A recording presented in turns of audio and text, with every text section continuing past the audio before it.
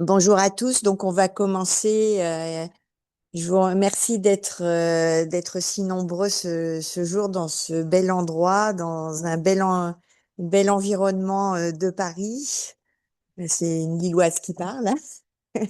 Et donc, et je remercie les gens qui sont connectés en visio d'être présents pour ces 15e rencontres de sommeil que vous propose l'Institut national Sommeil Vigilance, dont j'ai le plaisir d'être la présidente depuis le mois de juin dernier. Donc, j'ai la lourde tâche d'introduire cette journée. Et aujourd'hui, donc, nous allons discuter des substances psychoactives.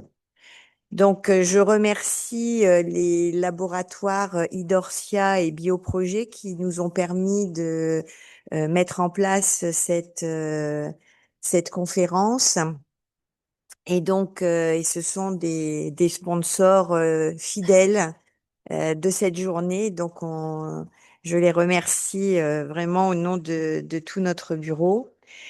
Et puis, je remercie le bureau de l'INSV ancien et actuel et également le conseil scientifique pour avoir en fait choisi cette thématique et surtout les intervenants qui vont être de qualité, vous allez voir, et qui vont avoir un sujet absolument passionnant à vous présenter.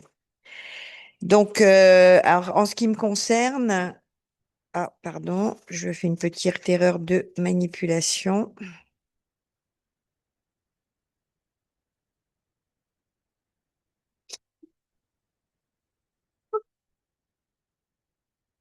Annabelle, ah, ça y est. Donc, pourquoi parler des substances psychoactives? Donc ça, c'est moi. Et je n'ai pas de lien d'intérêt pour cette présentation. Alors j'ai des liens d'intérêt pour avec Bioprojet et Idorsia, mais pas pour ce que je vais vous dire aujourd'hui. Donc, quand on a des patients, ils vont arriver avec deux plaintes en général, une plainte nocturne et une plainte diurne, puisque le sommeil ne peut être dissocié de la veille.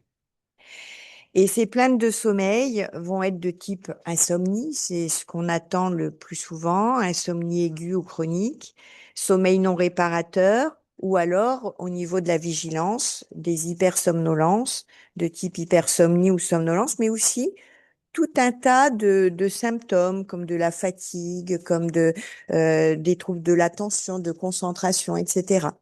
Et en fait, lorsque le patient va arriver de cette manière, on va avoir une conduite à tenir. Alors c'est assez médical hein, au niveau de notre façon de travailler.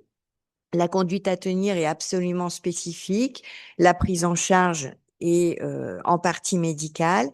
Et on peut avoir également des anomalies du rythme veille-sommeil. Par contre, c'est pas si simple que ça, parce que même si on regarde juste les problèmes de somnolence, par exemple, il y a une subtilité clinique qui va en fait différencier différents types de somnolence différents, avec le sommeil non réparateur, le lever difficile le matin, de la somnolence la journée avec la réalisation de sieste ou la lutte contre l'envie de dormir incessante, etc. Et ce qui fait que globalement, on va se retrouver à avoir une démarche, une conduite à tenir pour caler nos hypothèses diagnostiques dans un cadre nosographique que sont le DSM-5 qui a été révisé récemment, l'ICSD-3 qui a été révisé également récemment et l'ICD-11. Alors fort heureusement, ce cadre nosographique est absolument identique quasiment pour les trois, puisque c'est les mêmes comités d'experts qui ont permis la différenciation de nos pathologies auxquelles on est confronté, et parmi lesquelles les substances psychoactives sont présentes avec un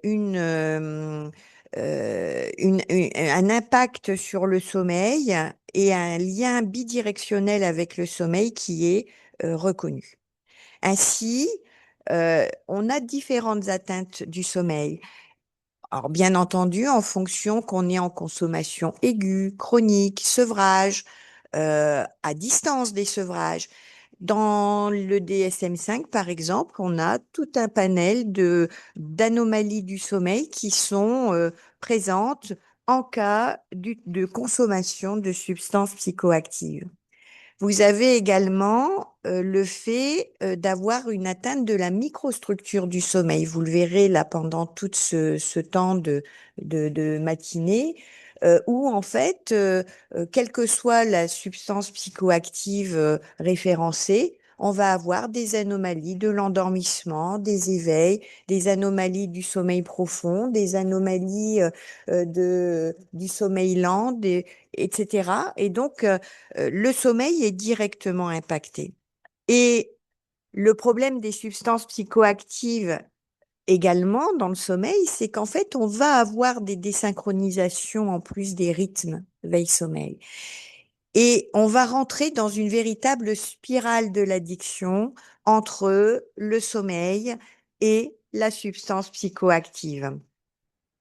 L'altération, par exemple, des donneurs de temps, avec une forte désynchronisation, est liée directement à la consommation de substances psychoactives et va en fait désynchroniser nos rythmes. Et on sait l'importance de la synchronisation de nos rythmes biologiques sur notre santé en général.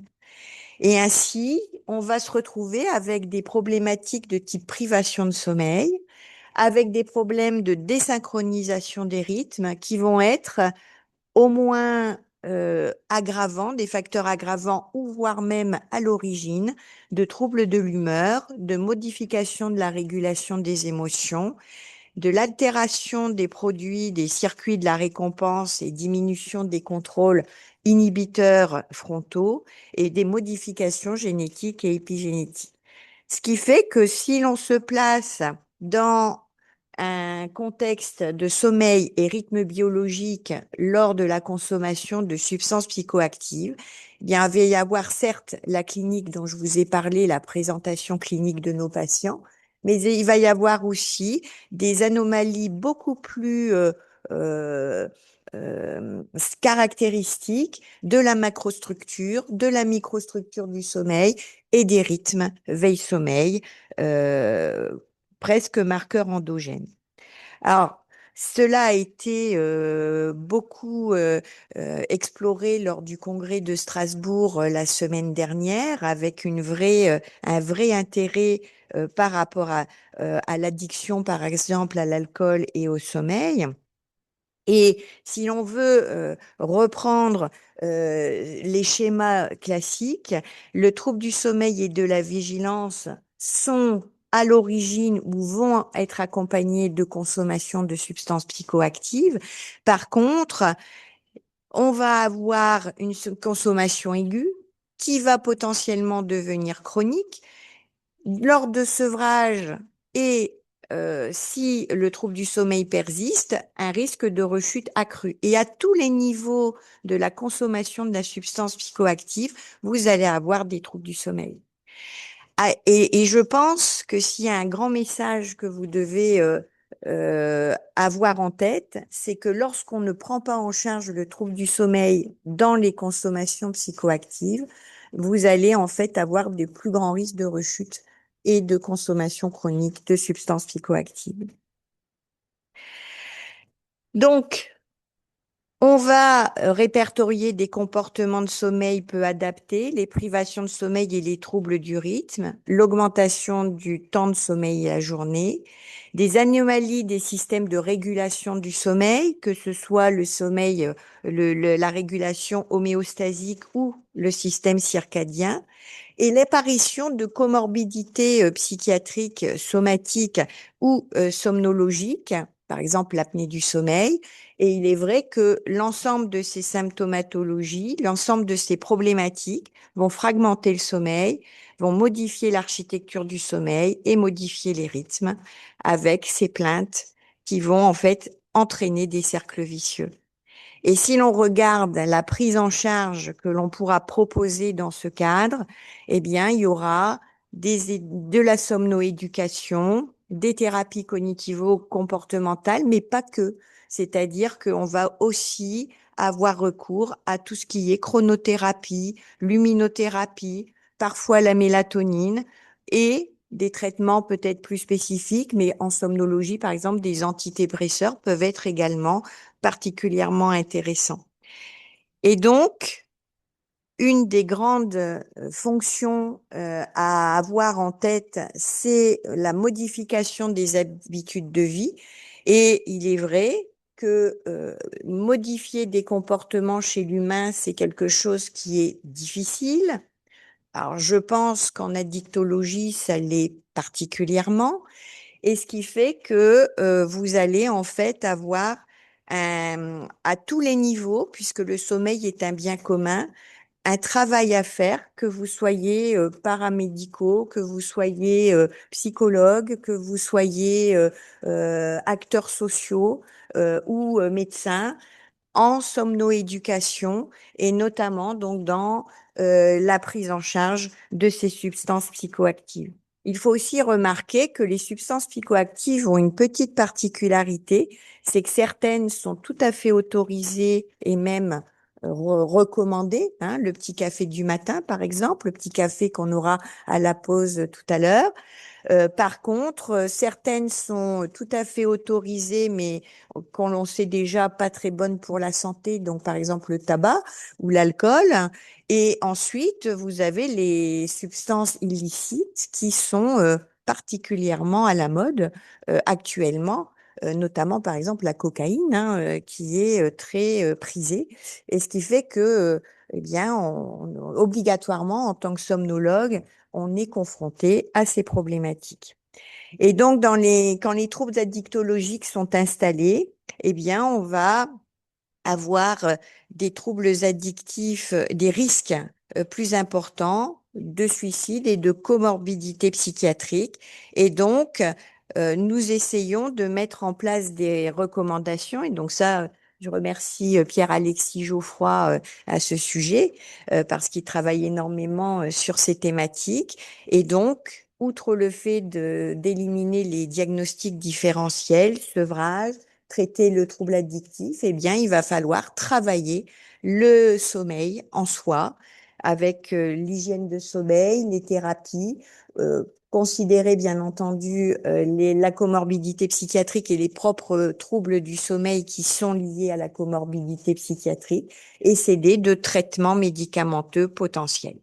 Donc, je vous invite aujourd'hui à un voyage qui va concerner la caféine, le tabac, la nicotine, mais également l'alcool, le cannabis et également la vigilance particulière chez le jeune qui peut être très impacté, et notamment avec de nouvelles substances. Et donc, je vais me permettre d'accueillir le docteur Luc Massé en première intention, qui va nous parler de la caféine.